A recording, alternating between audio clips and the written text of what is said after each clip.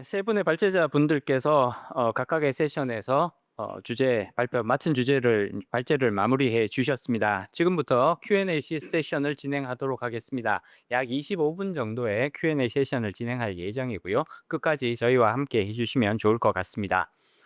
각각 세 분의 발제를 들으면서 여러 가지 이제 생각들이 많이 들었는데요. 그중에서 이제 추가적으로 제가 조금 여쭈어보고 싶은 그런 질문들을 정리해 보았습니다. 세 분의 발제자들께 각각 약 두 개 내외 정도의 질문을 드려보려고 합니다.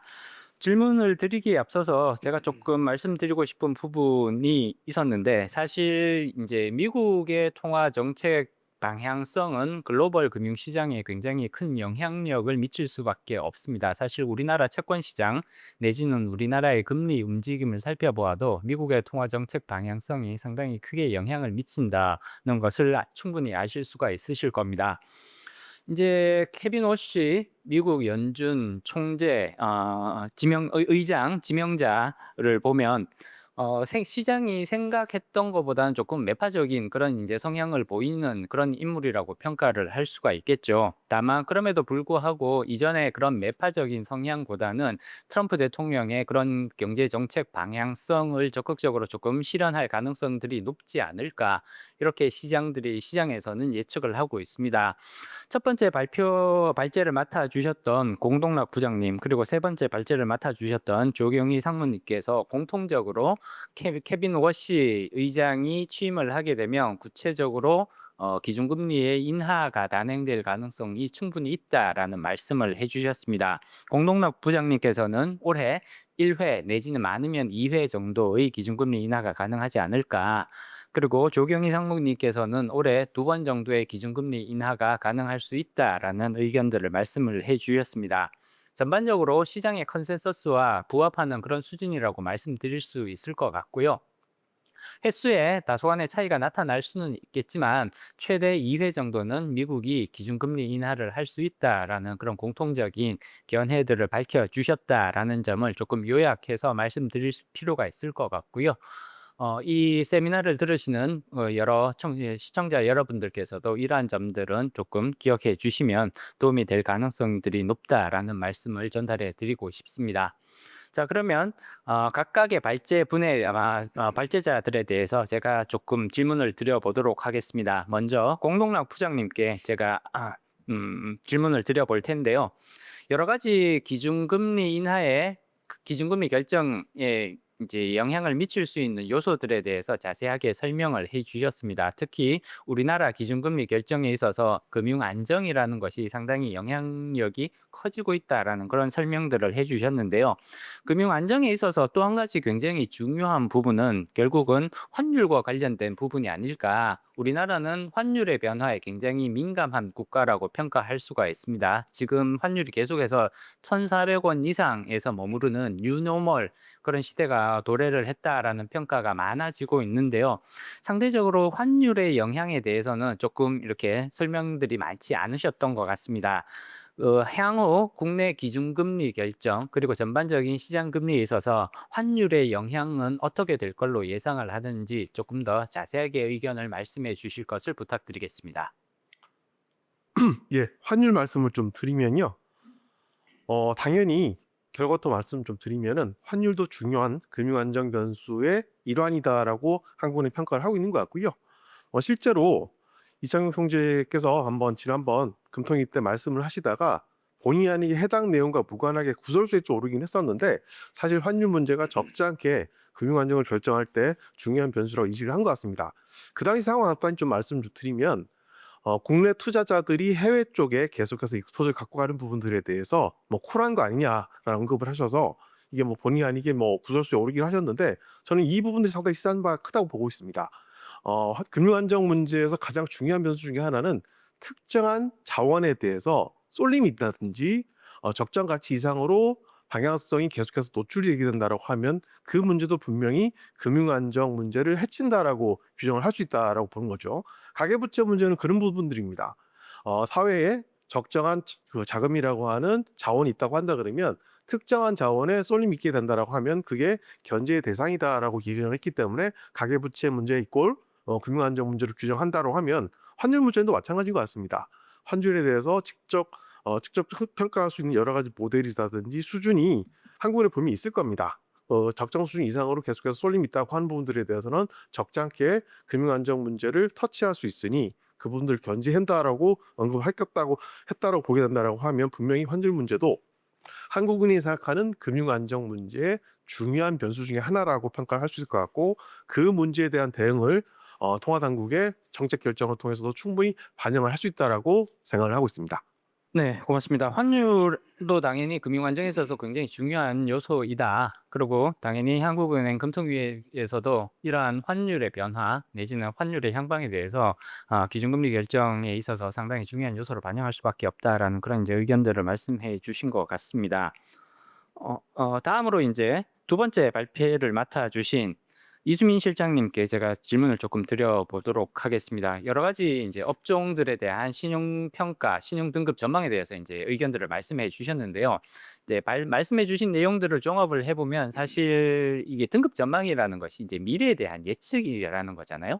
주식 시장에서 지금 관찰되는 그런 가격 흐름과 상당히 일관성이 있다라는 이제 평가를 드릴 수가 있을 것 같습니다. 신용 등급 내지는 등급 전망이 유리한 쪽으로 가고 있는 그런 업종들, 기업들을 살펴보면 대체로 현재 그런 이제 뚜렷한 주가 상승 흐름과 이렇게 연결이 되어 있는 경우들이 많다라는 것들을 느낄 수가 있었고, 마찬가지로 신용 등급이라든지 등급 전망이 조금 불리한 쪽으로 가는 케이스라면 이제 주가가 상대적으로 조금 지지부진한 그런 흐름들을 보일 수밖에 없다. 뭐 이런 부분들에 있어서 상당히 이제 일관성이 있다라는 말씀을 드릴 수 있을 것 같습니다. 다만 이제 그렇게 봤을 때 당연히 국가 경제 전체의 차원에서 봤을 때는 불리해지는 그런 이제 업종들도 당연히 나타날 수 있고 유리해지는 업종들도 나타날 수가 있습니다.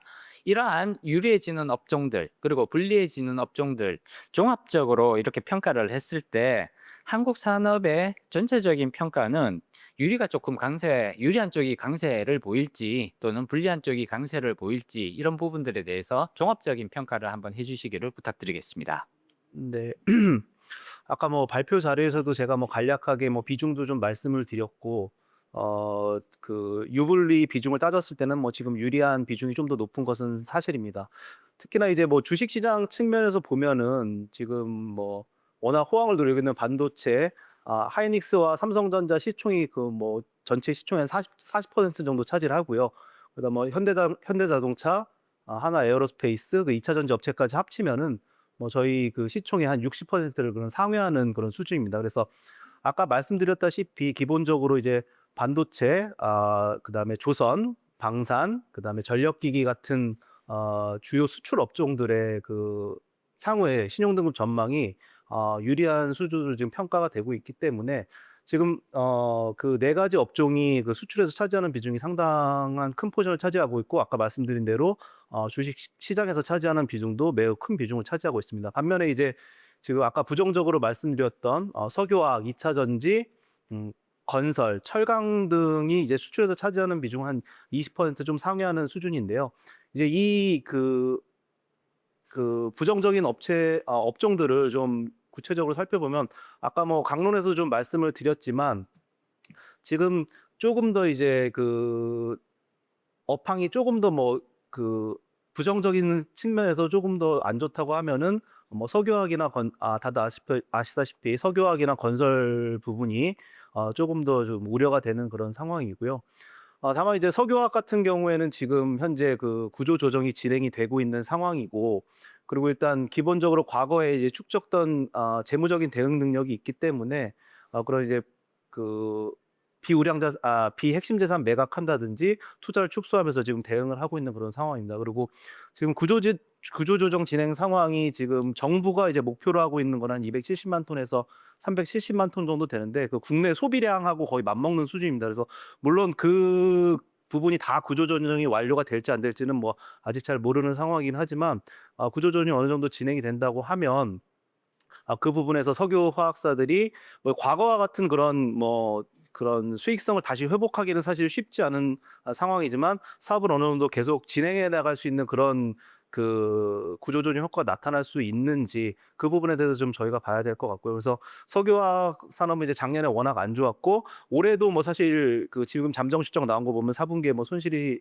나고 있어서 사실 그렇게 뭐 긍정적인 상황은 아니긴 하지만 구조조정 진행 상황을 좀 봐야 될 것 같고 아까 두 번째로 말씀드렸던 건설 부분은 뭐 지금 그 2025년 4분기 잠정 실적 나온 거 봤을 때는 국내 이제 워낙 그 분양이 너무 미진한 이제 지방 사업장 중심으로 매출 채권 회수가 좀 진행이 안 되면서 대손을 많이 쌓는 부분이 지금 나타나고 있습니다. 그래서 그로 인해서 지금 건설사들의 실적 저하가 지금 나타나고 있는 상황이고요. 이제 그 지방 사업장을 이제 어떤 뭐 그 건설사별로 지방 사업장 비중이 뭐 다 상이하긴 하지만 뭐 저희가 작년에 뭐 세미나에서도 뭐 그런 그 지방 사업장 비중이 높거나 그런 매출 채권 그 회수가 좀 어려울 것으로 예상되는 뭐 그런 그 내용들을 좀 말씀을 드렸었는데 이게 장장 뭐 그 어느 정도 그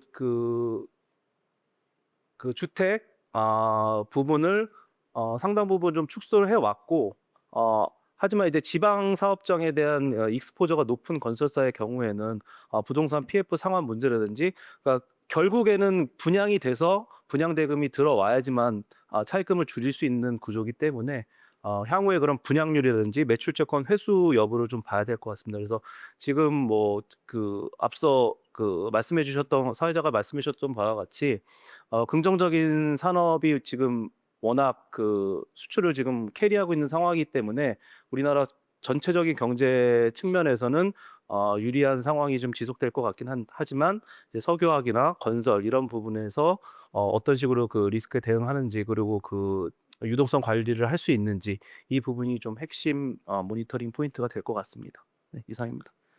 네, 전체적으로 봤을 때 유리한 쪽이 그래도 조금 더 강세가 있다, 거기에 엣지가 있다라는 말씀을 해주신 것 같습니다. 좋아지는 그런 이제 산업군, 그 다음에 조금 계속해서 어려움을 겪는 산업군들이 다양하게 나타나고는 있습니다만 전체적으로 봤을 때 예를 들자면 반도체라든지 뭐 이런 부분들에서 거둬들이는 수익의 규모가 훨씬 더 크고 수출에서 차지하는 비중도 높기 때문에 총량적으로 평가를 한다면 우리나라 산업 전체는 여전히 조금 유리한 쪽에 포지셔닝을 하고 있다. 이 정도로 이제 말씀 요약해 볼 수가 있을 것 같습니다. 세 번째 질문은 조경희 상무님께 한번 드려보도록 하겠습니다. 이제 현재 이제 주가가 굉장히 좋은 흐름을 보이고 있기 때문에 당연히 ECM 쪽에서의 자금 조달 노력이 확대될 가능성은 충분하지 않을까. 그리고 올해 이제 IPO를 통한 자금 조달이라든지 이런 부분들은 상당히 적극적으로 이루어질 가능성들이 높다라는 대해서는 뭐 저도 개인적으로 전적으로 동의하고는 부분이라고 말씀드릴 수가 있겠습니다. 다만 그럼에도 불구하고 유상증자 같은 경우에는 이제 조금 앞서 이제 긍정적인 평가도 내려주시기는 하셨습니다만 많은 투자자들이 아직도 유상증자에 대해서는 상당히 부담을 느끼고 있는 것도 사실입니다. 유상증자가 발표되었을 때 물론 케이스 바이 케이스라서 상황에 따라서 좀 달라질 여지는 있습니다만 투자자들이 느끼는 거기에 대한 부담감은 여전한 것 같습니다. 그리고 또 유상증자라는 것이 기업 사이드에서 봤을 때도 가장 비용이 많이 드는 자금 조달 방식 중에 하나라는 것이 학계의 대체적인 시각이기도 하거든요. 그렇게 된다면 결국은 유상증자에도 어느 정도 한계가 나타날 수도 있지 않느냐라는 이제 의견들이 나타날 수 있을 것 같고요. 그렇다면 이런 유상증자를 시도했을 때 어떤 식의 이제 조금 한계가 나타날 수 있는지 내지는 투자자들은 또 어떤 점을 조금 주의하실 필요성이 있는지 그 부분에 대해서 의견을 밝혀주시기를 부탁드리겠습니다. 예, 그 좋은 질문에 대해 제가 간략하게 말씀드리도록 하겠습니다. 물론 이제 그 유상증자를 진행하는 것은 이제 주주 가치 훼손에 직접적인 영향을 줄 수 있습니다. 그래서 시장에서도 대부분의 주주나 투자자분들께서도 되게 꺼려한 방식이고 기업 고객들도 유상증자 방식은 상당히 고민하다가 마지막에 선택하는 방식이고요. 그래서 이제 부채성 자본 조달이 우리나라는 주를 이루는 환경에서 최근 이제 주가가 단순히 올랐다는 면에서 이제 유상증자를 강조한 면은 아니었고요.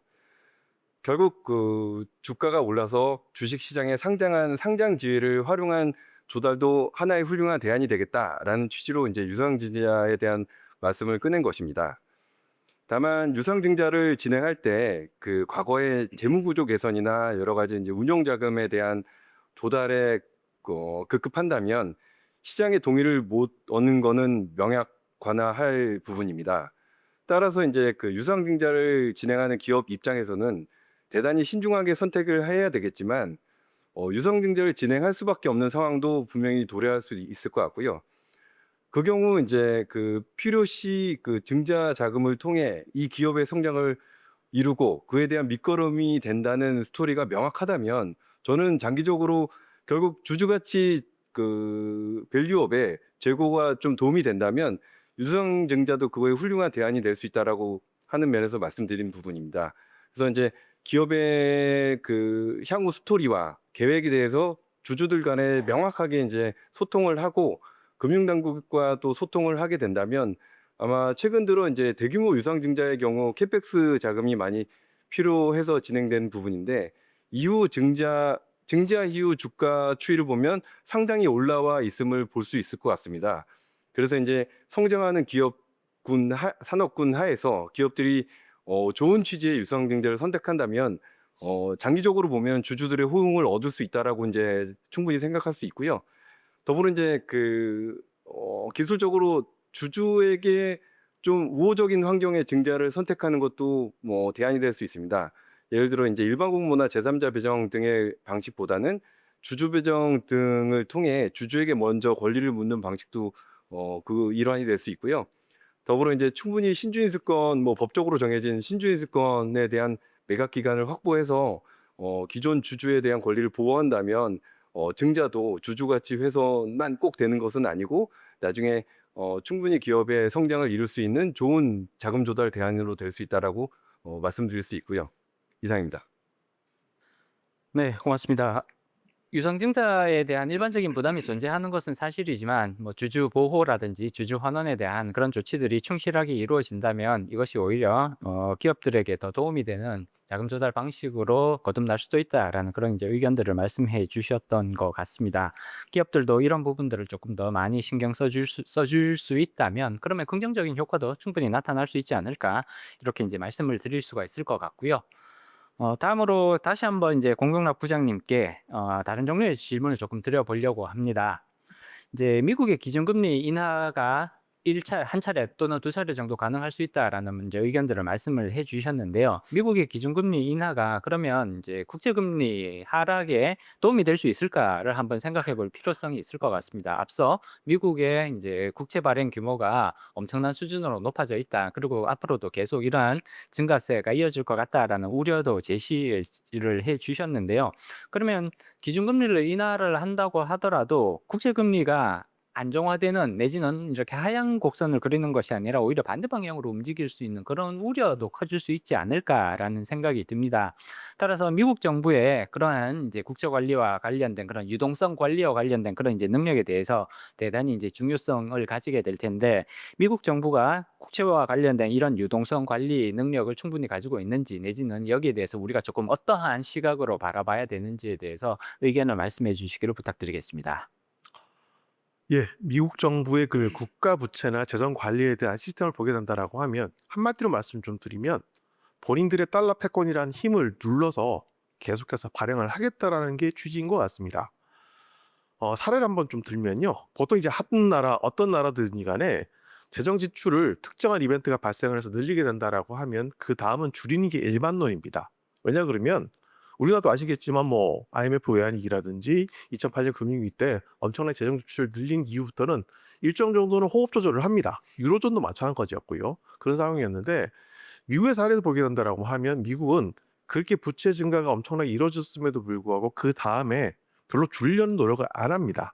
그 뜻은 그만큼 본인들의 투자 환경이라든지 이런 부분들에 대해서 충분히 다른 나라들의 지원을 받을 수 있고 채권 발행을 통해서 그걸 조달할 수 있다는 본인들의 자신감이 있었기 때문에 그분들을 노출시켰다고 보고 있고요. 최근에 트럼프 행정부의 행태를 보게 된다라고 한마디로 그렇습니다. 코로나 직후에 엄청나게 부채가 증가한 이후에도 불구하고 감세안 같은 걸 통해서 통과를 시켜서 오빠 법안이라고 얘기하죠. OBBA 법안 같은 걸 통과를 시켜서 오히려 재정 지출이라든지 이런 부분들을 건전성을 오히려 떨어뜨리는 행태를 보였다라고 하는 뜻은 그만큼 본인들이 충분히 자금을 조달하려고 하면 들어올 수 있는 수요는 있다라는 부분들에 대한 확신이 있었기 때문에 계속 밀어붙인다고 보이는 것 같고요.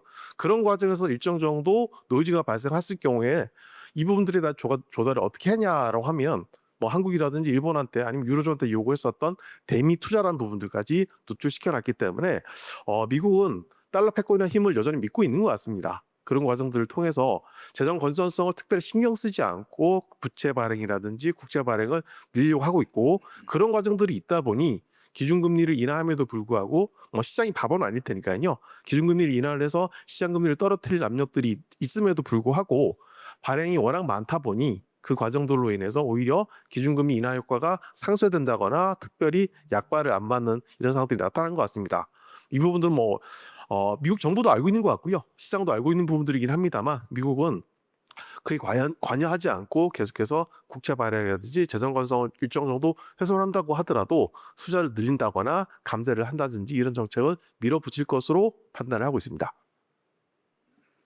네. 미국 정부의 이러한 유동성 관리 능력은 일반적인 국가들과는 상당한 차이가 있다라는 이제 의견을 말씀해 주신 것 같습니다. 지금 당장 조금 일반 다른 국가들의 이제 통상적인 그런 재정 정책과 비교를 해봤을 때는 상당히 차이가 있는 것은 사실이겠지만 그럼에도 불구하고 이런 것들이 아직까지는 시장에서 충분히 작동할 수 있다 그런 부분들에 대해서 이제 의견을 말씀해 주신 것 같습니다. 시청자분들께서도 이러한 의견들을 유용하게 참고해 주시면 좋을 것 같습니다.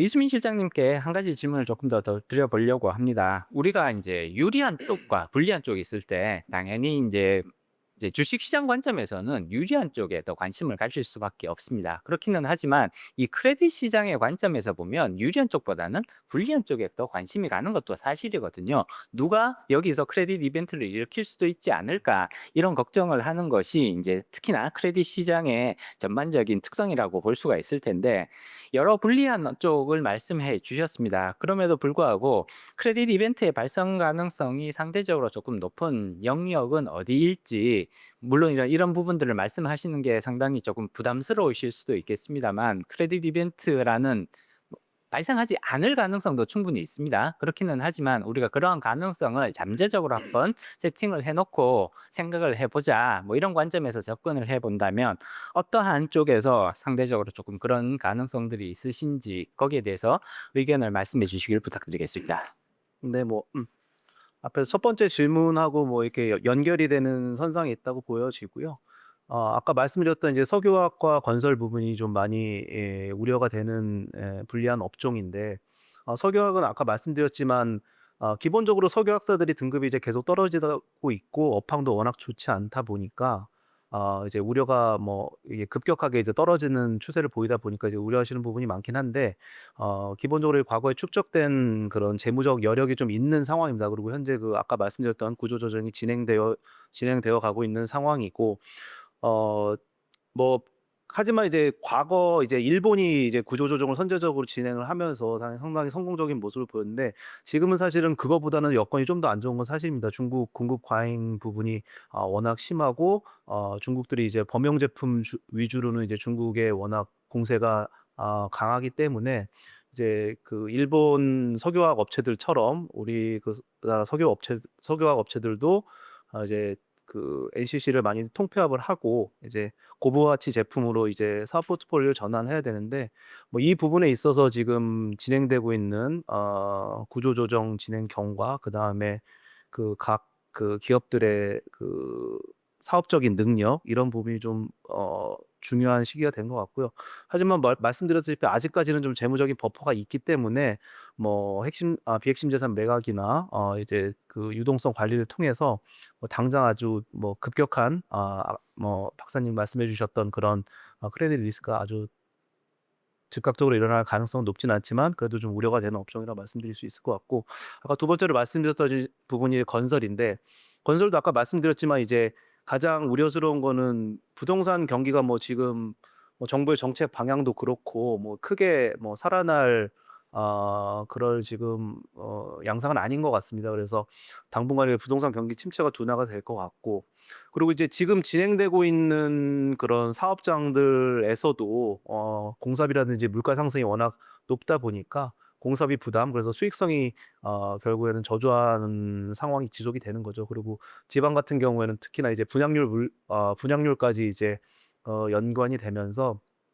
결국에는 뭐 그 건설사라는 것이 공사 원가를 투입을 하고 분양이 잘 돼서 분양 자금으로 이제 차입금을 갚는 그런 구조인데, 공사비는 지금 투입이 돼야 되는 상황이고 공사 채권이 이제 회수가 잘 안 되면서 그런 부분에서 이제 유동성 위기가 좀 확대될 수 있는 부분이 있습니다. 그래서 그 크게 이제 건설사는 그 앞단에서의 그 공사 채권 회수 가능성, 그 뒷단에서는 과연 이 부동산 PF가 좀 원활하게 차환이 되고 금융기관에서 그 유동성을 확보할 수 있는지, 이 부분이 좀 상당히 좀 중요한 문제가 될 것 같습니다. 그래서 뭐 그 향후 부동산 경기가 그렇게 좋지가 않기 때문에 건설 부분에서의 그런 그 채권 회수 관리라든지, 그리고 차입금 차환 관련해서 유동성 관리 능력, 이 두 부분이 좀 우려가 되는 부분이라고 말씀드릴 수 있겠습니다.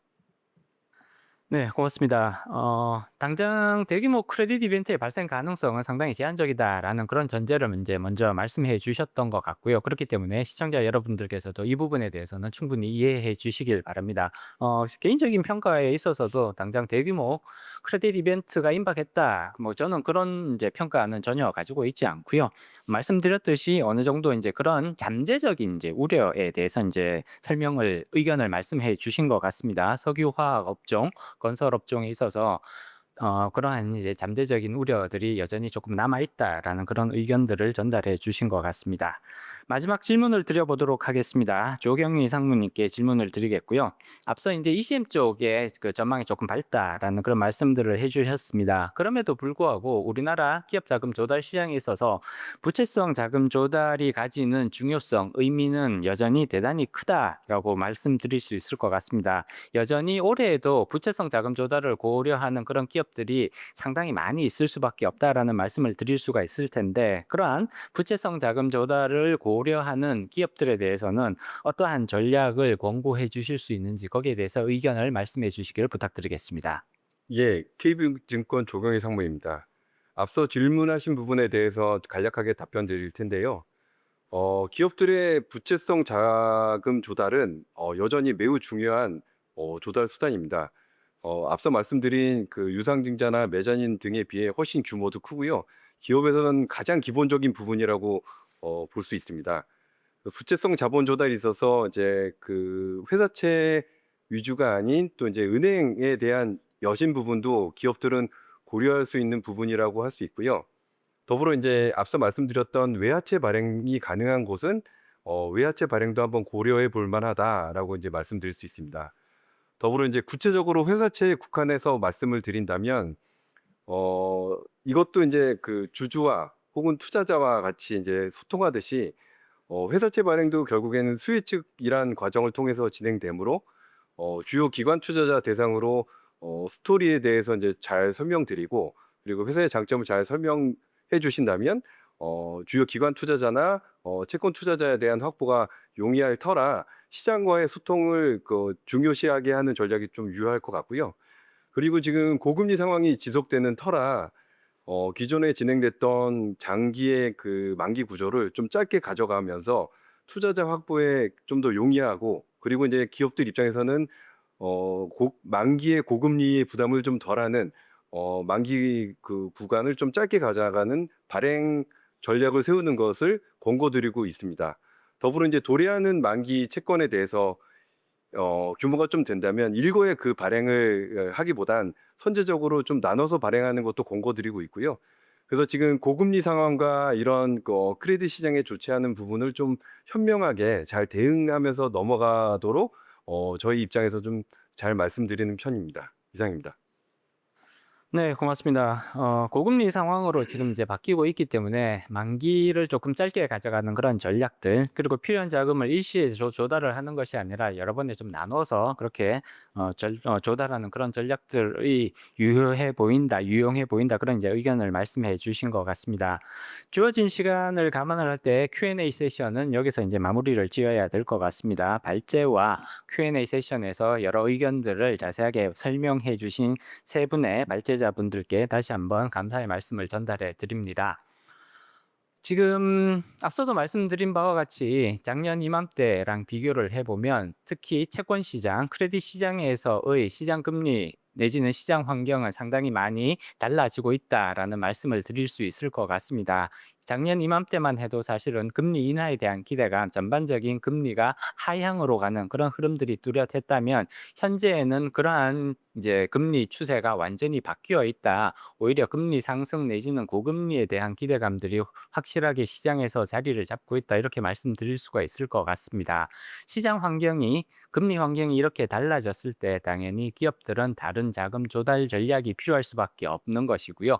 투자자들도 이러한 바뀐 금리 환경에서 어떠한 투자 의사 결정을 내리실지 다시 한번 생각해 보시는 그런 기회는 반드시 필요하다고 말씀드릴 수가 있을 것 같습니다. 이러한 시장 환경의 변화에 어떻게 적절하게 대응을 할 수 있을 것인가를 살펴보는 것은 그래서 상당히 중요한 의미가 있다라는 말씀을 드릴 수 있을 것 같고요. 오늘 세 분 발제자들의 의견 그리고 발제 내용들이 여러분들께 상당히 유익할 수 있었겠다라는 그러한 이제 전반적인 평가를 다시 한번 드릴 수 있을 것 같습니다. 이렇게 유익한 토론의 장을 마련해 주신 더벨의 성화용 대표님과 기자분들, 여러 임직원 여러분들께도 다시 한번 감사의 말씀을 전달해 드립니다. 2026년 더벨 크레딧 포럼 여기서 마무리 짓도록 하겠습니다. 오랜 시간 경청해 주셔서 감사드립니다.